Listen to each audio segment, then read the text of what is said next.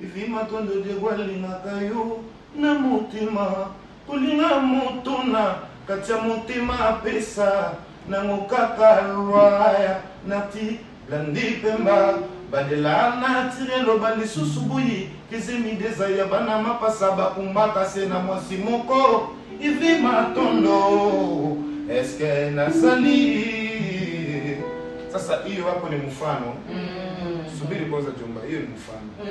Sona hapa niko mfano live kwenye radio. Ndio. Naimba hapa sina kushawishi hata na huko karibu yangu.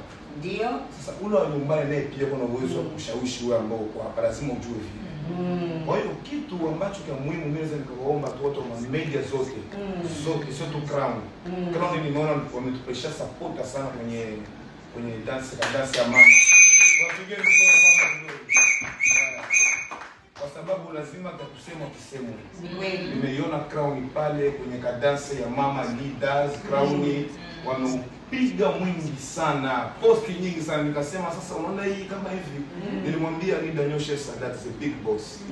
Nilimwambia boss, unaona sasa movement kama ile Crown wanazoposti hivi. Sasa imagine ingekuwa media zote zina post hivi kwa mkupuo kwa pamoja, ingekuwa vipi? Tungeamkia asubuhi muziki wa dance asubuhi kama maana kila kitu kinawezekana, watu wanataka kukifanya.